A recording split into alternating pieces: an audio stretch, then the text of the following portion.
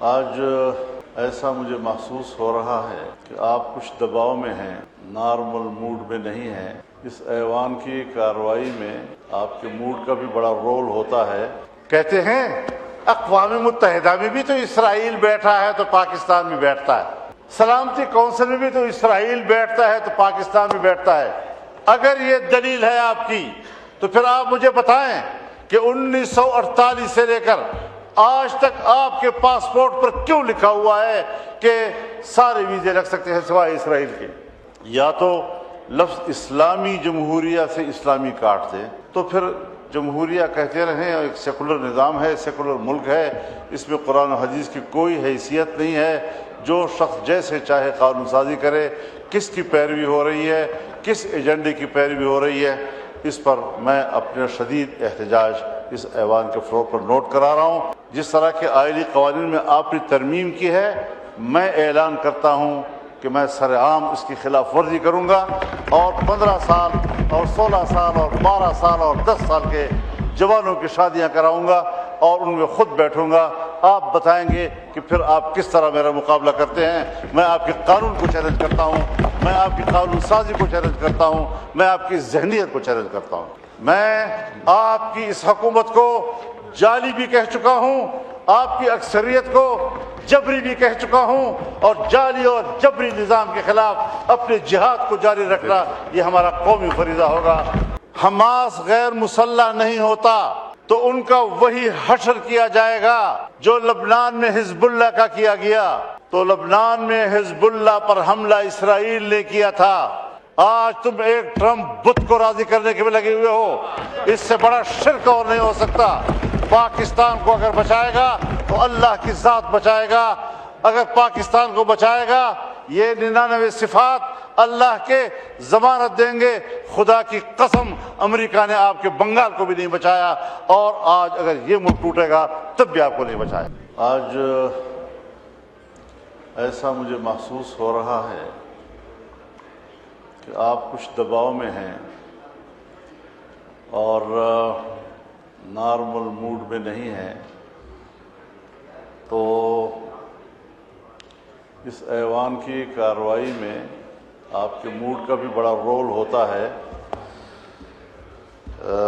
کچھ تھوڑا سا اپنے آپ کو نارملائز بھی کیا جائے، نیوٹرلائز بھی کر لیں اپنے آپ کو، تو پھر انشاءاللہ ہم اپنی بات بڑے اچھی طریقے سے ڈیلیور کر سکیں۔ مولانا صاحب، یہ وہ کرسی ہے جہاں نہ حکومت خوش ہوتی نہ اپوزیشن خوش ہوتی، تو یہ سب سے مشکل کرسی ہے، اور دباؤ میں تو میں ہر وقت ہی رہتا ہوں کہ ان کو بھی بچانا ہے، ان کو بھی بچانا ہے، ان کو بھی موقع دینا ہے، ان کو بھی موقع دینا ہے، مگر میں اس دباؤ میں نہیں آتا جو زبردستی کرانے کے لیے یہاں کھڑ کے لیا جاتا ہے۔ میں نے کہا تھا تشریف رکھیں۔ جی شکریہ۔ بات زبردستی کی نہیں ہے، ایک رکن ایوان کی حیثیت سے گفتگو کا اور اپنی بات کرنے کے حق کی ہے، سو وہ ہمارا حق ہے۔ قانون سازی ہوئی اور اس قانون سازی پر، اسی فلور پر ہم اپنے تحفظات کا اظہار کر چکے ہیں۔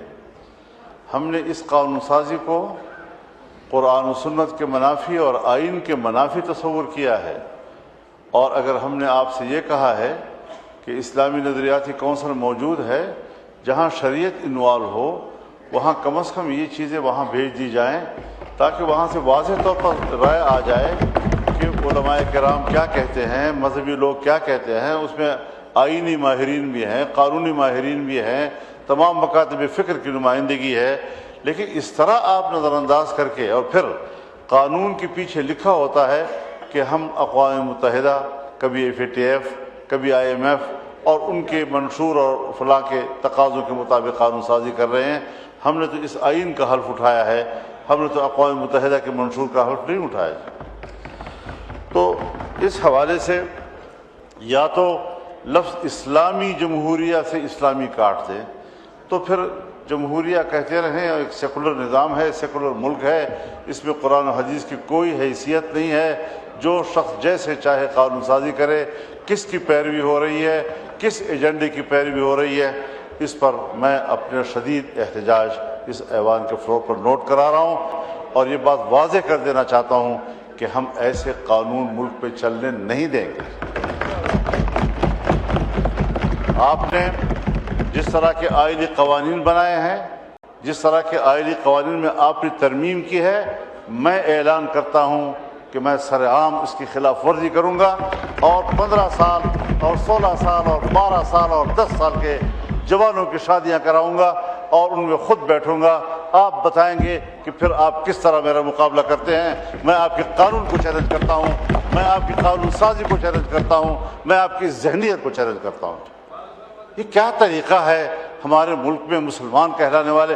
یہاں پر آپ کے نائب وزیر اعظم اور وزیر خارجہ نے فلور پر میری گفتگو کے جواب میں فرمایا کہ ہم بھی تو اللہ اور رسول کو ماننے والے ہیں، اگر آپ کی نظر میں یہ اس کے خلاف ہے تو آپ ترامیم دیں۔ میں نے ان سے فون پر بات کی اور میں نے کہا کہ آپ نے فوری طور پر مجھے جواب دیا ہے، ذرا اپنے ماحول سے مشورہ کر کے آپ نمائندگی لے لیں، مینڈیٹ لے کر پھر آپ بتائیں، ہم ایک کمیٹی بنا کر آپ کے ساتھ بات کرنے کو تیار ہیں۔ انہوں نے کہا ٹھیک ہے۔ اس کے بعد کوئی سوال جواب نہیں ہے۔ یہ ڈنگ ٹپاؤ والی سیاست جو ہے یہ شاید مناسب نہیں ہے۔ پاکستان اس طرح کیسے چلے گا؟ آپ تو جمہوریت کو شکست دے رہے ہیں، اور جو مسلح گروہ جو بیانیہ لے کر اٹھے ہیں آپ قدم قدم پر ان کو تقویت دے رہے ہیں۔ ہماری توانائیاں یہاں پر کس بات پہ ضائع ہو رہی ہیں؟ ہم کس چیز کے لیے یہاں آئے ہوئے ہیں؟ ہم نے تو آئین کا حلف اٹھایا ہے، ہم تو جمہوریت کی بات کرتے ہیں، ہم تو پارلیمنٹ کی بات کرتے ہیں، ہم تو ووٹ کی بات کرتے ہیں۔ اور اگر مذہبی دنیا وہ پاکستان کے آئین کی نمائندگی کرتا ہے، آپ کے شانہ بشانہ کھڑا ہے، آپ یہاں پر اس قسم کی حرکتیں کر کے جس طرح آئین کو روند رہے ہیں، جس طرح عقیدے کو روند رہے ہیں، اور پھر ہماری توانائیوں کو تباہ و برباد کر رہے ہیں۔ جمہوریت شکست کھا رہی ہے، پوری دنیا میں شکست کھا رہی ہے۔ اور میں نے کل کی گفتگو میں بھی یہ کہا تھا کہ پوری دنیا میں جمہوریت ختم ہو رہی ہے۔ اب یا سرمایہ داریت ہے اور یا آمریت ہے، اور وہ راج کر رہی ہے۔ بات ہو رہی ہے بورڈ آف پیس کی، مجلس السلام کی، جو مسٹر ٹرمپ کا ایک نظریہ ہے۔ اس نظریے کا آغاز ان کے 20 نکاتی فارمولے سے ہوا ہے۔ 20 نکاتی فارمولہ امن کے لیے یہاں پر آپ کے وزیر خارجہ نے بیان دیا اس ہاؤس میں کہ اس پہ تبدیلی آئی ہے اور ہمیں بتائے بغیر تبدیلیاں لائی گئی ہیں۔ جب ہمارا اس پر اعتراض ہو گیا، فلور پر ہم نے اپنی قوم سے کہا، نمائندگان قوم سے کہا، اس کے بعد پھر آنکھیں بند کر کے وہاں چلے جانا اور ان کے 20 نکات کو قبول کرنے کا کیا تصور پیدا ہو سکتا ہے؟ کہیں کوئی ضمیر، کہیں کوئی ایک خود اعتمادی اپنے اوپر، کبھی اپنے ملک اور قوم پر خود اعتمادی، اور آج ہم اس میں جا رہے ہیں۔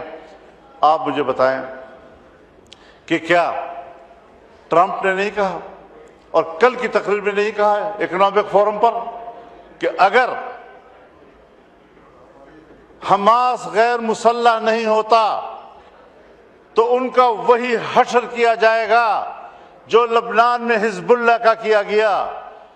تو لبنان میں حزب اللہ پر حملہ اسرائیل نے کیا تھا، یعنی وہ فلسطینیوں کی قوت مزاحمت کو تو ختم کرنا چاہتا ہے اور اسرائیل کی قوت جارحیت کو تقویت دے رہا ہے۔ اور آج تک جتنے معاہدات ہوئے ہیں ان تمام معاہدات کی تاریخ پڑھ لیں، اس میں انہوں نے فلسطین کو سکیڑا ہے اور اسرائیل کو سپیس دیا ہے، مسلسل سپیس دیا ہے اس کو۔ ہم ایسے حالات میں، میں آپ سے مخاطب ہوں جناب، میری کوشش یہ ہوتی ہے کہ میں اسپیکر صاحب کو خطاب کروں اور رولز بھی یہی ہے۔ تو بنیادی بات یہ ہے کہ جہاں دھمکیاں ہیں، اگر ایسا کیا گیا تو میں ایسا کر دوں گا، ان کی ایسی تیسی پھیر دوں گا، تباہ و برباد کر دوں گا، کیا یہ صلح کی آغاز ہے؟ دنیا میں امن قائم کرنا، غزہ میں امن قائم کرنا، فلسطین میں امن قائم کرنا، افغانستان آئے امن کے لیے آ رہے ہیں، 20 سال تک اینٹ سے اینٹ بجا دی اس کی۔ عراق میں آئے امن قائم کرنے کے لیے آئے ہیں، عراق کی اینٹ سے اینٹ بجا دیا آپ نے۔ لیبیا میں آئے ہم امن کے لیے آئے ہیں، لیبیا کو تباہ و برباد کر دیا، منقسم کر دیا، آج وہاں کوئی نظام موجود نہیں ہے۔ اسلامی دنیا کو اس وقت اس نے ٹارگٹ بنایا ہوا ہے، اور اگر یہ اسرائیل لبنان سے ہوتا ہوا، شام سے ہوتا ہوا، اب ایران پر بھی حملہ ہوگا تو اس کے بعد اسرائیل تفتان پر آپ کے سرحد پہ کھڑا ہو جائے گا۔ کبھی سوچا ہے ہم نے، کبھی اس ایوان نے سوچا ہے کہ یہ پیش رفت کہاں ہو رہی ہے؟ یہ پیش رفت آپ کی سرحدات کی طرف ہو رہی ہے، پاکستان کی سرحدات کی طرف ہو رہی ہے۔ اور میں یاد دلانا چاہتا ہوں، ایک بار پھر اس ایوان کو یاد دلانا چاہتا ہوں کہ جب اسرائیل وجود میں آیا تو اس کے پہلے صدر نے جو پہلا خارجہ پالیسی سٹیٹمنٹ دیا، اس پہ اس نے کہا کہ ہماری خارجہ پالیسی کی اساس ایک نوزائیدہ اسلامی ملک کا خاتمہ ہوگا۔ ان کے عزائم اس کی پیدائش کے دن سے آپ کے خلاف واضح ہیں۔ آپ نے ان کو ناجائز، مغرب کا ناجائز بچہ کہا، اس نے کہا میرا سیاسی زندگی کا آغاز اس مقصد کے لیے ہوگا کہ اس نوزائیدہ ملک کا خاتمہ کروں۔ ان کے ارادے بھی واضح ہیں، آپ کی سوچ بھی واضح ہے۔ اس کے بعد ہم آنکھیں بند کر کے دوڑ جاتے ہیں، اور سیاسی قوت ہو ایک ہی جگہ پر دوڑ رہے ہوتے ہیں تاکہ ہم کسی طریقے سے اس بت کو راضی کر سکیں۔ اللہ کے مقابلے میں آج تم ایک ٹرمپ بت کو راضی کرنے کے میں لگے ہوئے ہو، اس سے بڑا شرک اور نہیں ہو سکتا۔ پاکستان کو اگر بچائے گا تو اللہ کی ذات بچائے گا، اگر پاکستان کو بچائے گا یہ 99 صفات اللہ کے ضمانت دیں گے۔ خدا کی قسم امریکہ نے آپ کے بنگال کو بھی نہیں بچایا، اور آج اگر یہ ملک ٹوٹے گا تب بھی آپ کو نہیں بچائے گا۔ کچھ خدا کا خوف کرو، ہم کدھر جا رہے ہیں؟ ایک قوم کی آزادی سلب ہو رہی ہے، 70,000 لوگ شہید کر دیے گئے ہیں، 1 لاکھ سے زیادہ بیماری اور بھوک سے مر گئے ہیں، 1.5 لاکھ سے زیادہ بے گھر ہو چکے ہیں، اور اس کے باوجود ہم ایسے صلح کو قبول کر رہے ہیں، ایسے فورم پر جا رہے ہیں جس کا آغاز دھمکیوں سے ہو رہا ہے، جس کا آغاز ایک فریق کو۔ اور اسرائیل کہتے ہیں اقوام متحدہ میں بھی تو اسرائیل بیٹھا ہے تو پاکستان میں بیٹھتا ہے، سلامتی کونسل میں بھی تو اسرائیل بیٹھتا ہے تو پاکستان میں بیٹھتا ہے۔ اگر یہ دلیل ہے آپ کی تو پھر آپ مجھے بتائیں کہ 1948 سے لے کر آج تک آپ کے پاسپورٹ پر کیوں لکھا ہوا ہے کہ سارے ویزے لگ سکتے ہیں سوائے اسرائیل کے؟ اگر بیٹھنا کسی جگہ پر، کسی فورم پر، وہ دلیل ہے، لیکن آج وہ غزہ کے معاملے میں صرف فریق ہی نہیں، قاتل ہے، اور عالمی عدالت انصاف نے اس کو مجرم قرار دیا ہے، اور یہ حکم دیا کہ جہاں سے وہ گزرے کسی بھی ملک میں اس کو گرفتار کیا جا سکتا ہے۔ مگر امریکہ میں بھی اس کو پروٹوکول دیا جا رہا ہے، ٹرمپ بھی اس کو پروٹوکول دے رہا ہے، اور ایک قاتل، ایک فریق آج وہ صلح کے میز پر بیٹھا ہوگا، ثالثی کا کردار ادا کرے گا۔ کوئی ہے خدا کا خوف کہیں پر؟ کرو، سب کچھ کرو، ہمیں امن چاہیے، لیکن امن چاہیے کہ بھی راستے ہوتے ہیں۔ ہم قبائلی لوگ ہیں، جرگوں کو جانتے ہیں، صلح کے اصولوں کو جانتے ہیں، کس طرح معاملات ہوتے ہیں۔ جناب اسپیکر، پاکستان پر رحم کرو خدا کے لیے۔ ہندوستان ہمارا دشمن، افغانستان سے ہماری لڑائی، چین ہم سے مایوس، ایران کے ہمارے بارے میں تحفظات، ہم جس جغرافیائی ماحول میں گھرے ہوئے ہیں، ہر طرف معاشی ترقی ہو رہی ہے، ایک پاکستان ہے جو ڈوب رہا ہے۔ کیا کبھی آپ نے اپنے ملک کی معیشت کو بہتر بنانے کا سوچا ہے؟ کیا آپ نے کبھی اپنے غریب کو سوچا ہے؟ اس حوالے سے ہم جس طرف جا رہے ہیں یہ پاکستان کے مستقبل کی تاریکی کا ایک اقدام ہے. ہم نے پارلیمنٹ سے نہیں پوچھا. آج کم از کم یہاں ایک قرارداد آنی چاہیے. جناب اسپیکر، اگر ہمارے اندر ضمیر ہے، میں حکومت سے بھی کہنا چاہتا ہوں، آپ بھی پاکستانی ہیں، اپوزیشن سے بھی کہنا چاہتا ہوں، ہم سب ایک قوم ہیں. کم از کم ان شرائط کی بنیاد پر بورڈ آف پیس کو پارلیمنٹ آج مسترد کر دے. اگر پرائم منسٹر صاحب گئے ہیں، انہوں نے اس ایوان کو اعتماد میں نہیں لیا، انہوں نے اپنی کابینہ کو اعتماد میں نہیں لیا، کیوں چلے گئے ہیں اتنے بڑے مسئلے کے اوپر؟ آخر 1,00,000 لوگ شہید ہوئے ہیں، در بدر ہو گئے ہیں، گھروں سے نکل چکے ہیں. ہمارا کہاں کیا مقام رہ گیا ہے دنیا کے اندر؟ نماز کا ٹائم ہو گیا. اس حوالے سے ہمارے بہت تحفظات ہیں، اور اگر اس قسم کے فورم پر ہمارا ملک بیٹھتا ہے، میں آپ کی اس حکومت کو جعلی بھی کہہ چکا ہوں، آپ کی اکثریت کو جبری بھی کہہ چکا ہوں، اور جعلی اور جبری نظام کے خلاف اپنے جہاد کو جاری رکھنا یہ ہمارا قومی فریضہ ہوگا، دینی فریضہ ہوگا، اور انشاءاللہ العزیز یہ جنگ جاری رہے گی. آپ نہیں جیت سکیں گے یہ جنگ.